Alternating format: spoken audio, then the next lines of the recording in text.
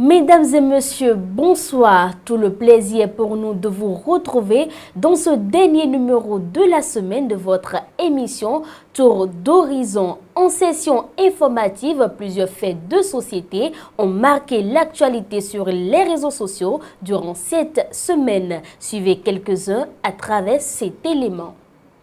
Une dame est assignée en justice par son ex-ami pour fausse déclaration de paternité. La dame s'est présentée à l'audience du mardi 21 mars 2023 au tribunal de première instance de première classe de Cotonou pour répondre de ses actes. En effet, selon les informations de BIP Radio, l'homme qui vit en France était de passage à Cotonou et a rencontré la jeune dame. Les deux ont une partie de jambes en l'air.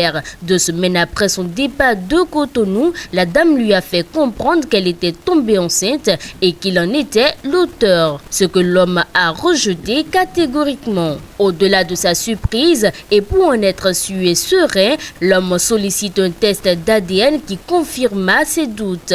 En d'autres termes, la grossesse n'est pas de lui, contrairement aux affirmations de sa compagne. Très dérangé, l'homme a souhaité saisir la justice pour tirer au clair cette affaire. C'est ainsi que lors du procès ouvert à l'audience du mardi 21 mars dernier, le requérant qui est supposé père de son enfant a réclamé la somme de 10 millions de francs CFA pour compenser les dépenses effectuées sur l'enfant et dans le couple 2 ans durant. Pour son représentant au procès, cette somme équivaut aux dépenses investies dans le couple. Le dossier a été renvoyé au 4 avril 2023. Sur un autre plan, un prophète souhaite la création d'une prison spéciale pour les cybercriminels. Le prophète Wilfried Assogba, puisque c'est de lui qu'il s'agit, n'est pas resté indifférent à la traque contre les cybercriminels, communément appelés Gaïmon. L'homme de Dieu s'est prononcé sur cette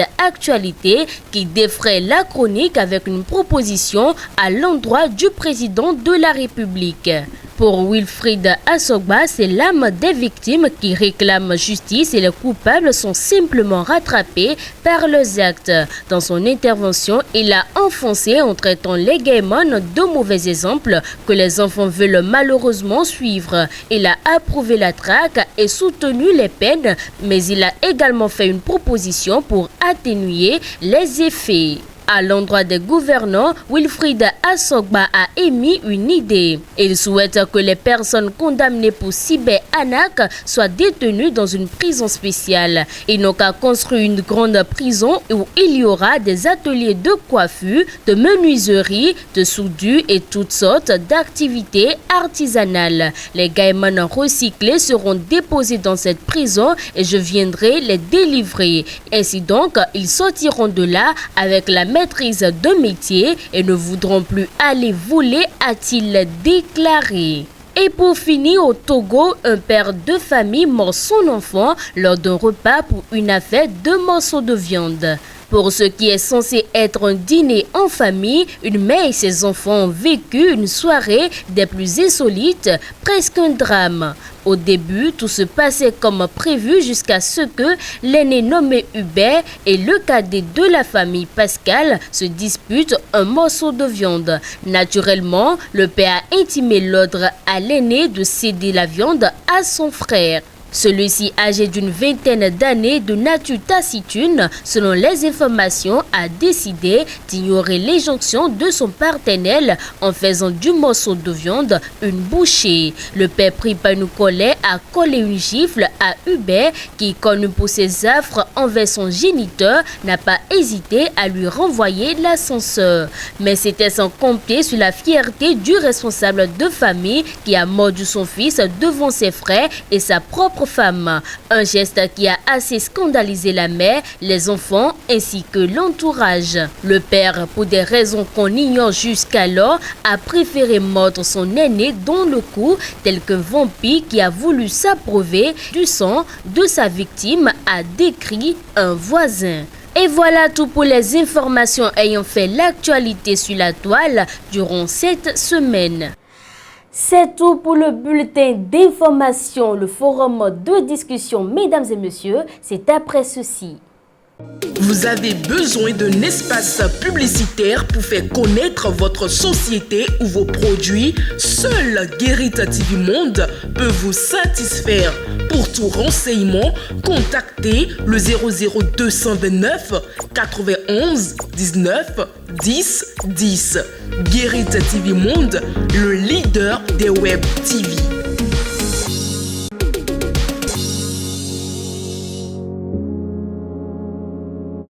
De retour sur ce plateau, mesdames et messieurs, on accueille pour vous Latifat Kowenou aujourd'hui dans le forum de discussion. Latifat Kowenou, bonsoir. Bonsoir Evelyne Dosso.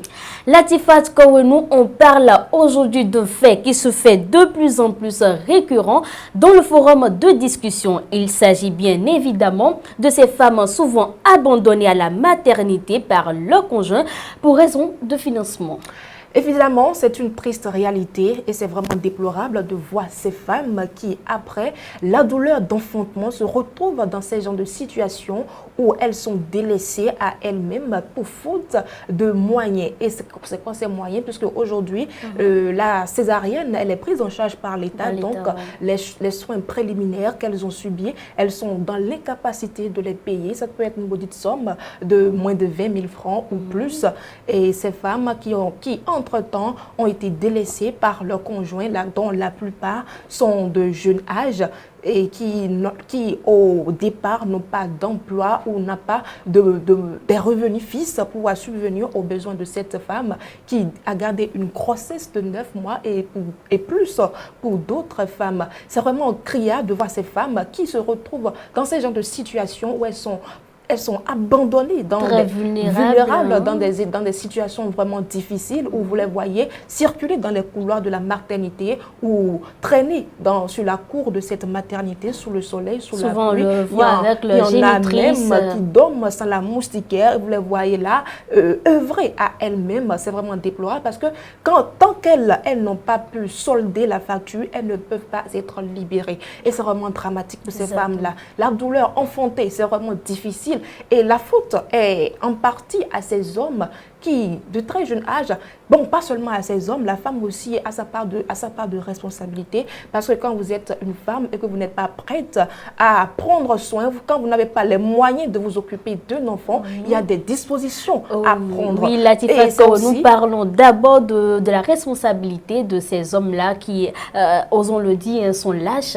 Voilà. Oui, c'est la lâcheté. Disons que c'est la lâcheté. Il y a aussi l'immaturité de ces hommes-là parce que la majorité d'entre eux sont des hommes immatures. C'est souvent des jeunes garçons, des adolescents qui n'ont pas encore des moyens financiers, qui n'ont pas encore... Mais qui vont quand même vers le sexe. Qui vont quand même vers le sexe. C'est vraiment déplorable. Il y a aussi ces jeunes filles-là, ce sont souvent les adolescentes parce que quand vous allez souvent à la maternité du moins, ce sont des enfants d'entre 16 ans, 15 ans, 18 ans, bon, que vous retrouvez dans ces genres de situations. Sinon, en général, c'est ce cas-là qu'on observe.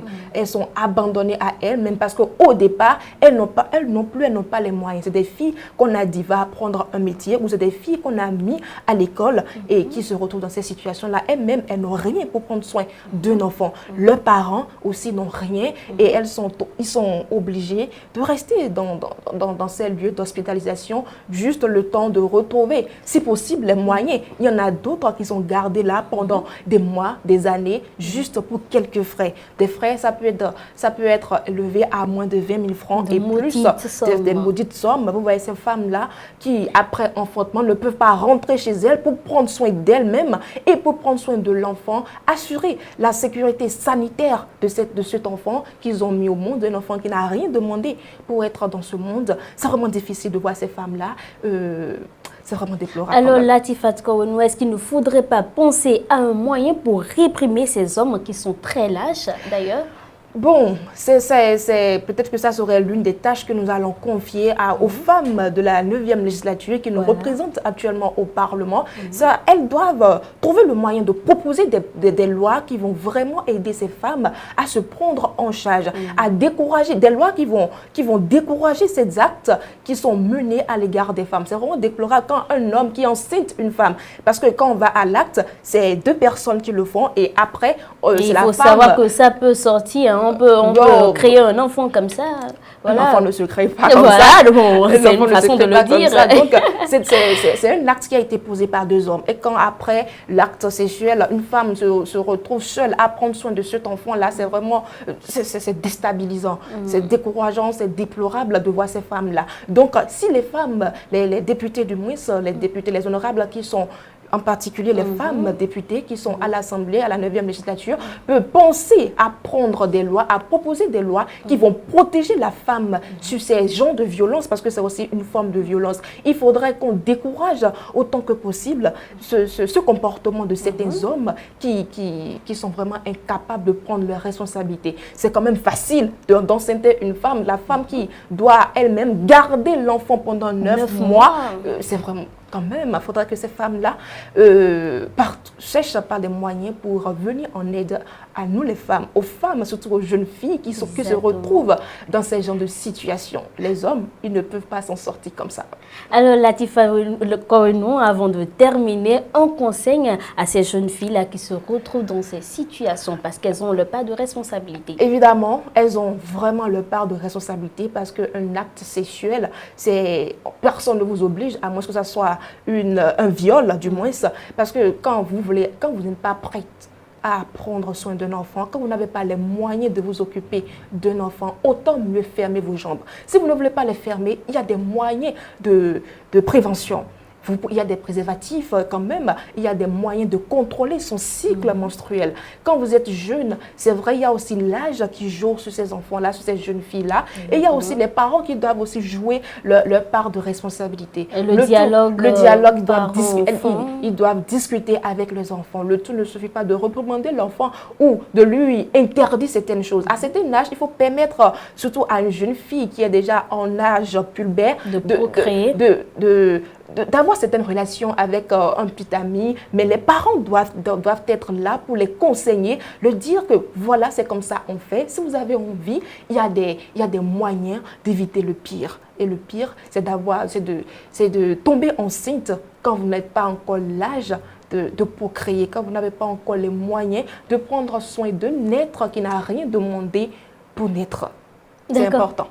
Merci à vous, Latifa Kouenou. Vous avez compris, chers amis internautes, si vous n'êtes pas encore prêts, n'allez pas vers le CES ou tout court, protégez-vous. Avant de boucler votre émission Tour d'Horizon, voici pour vous la vidéo du jour.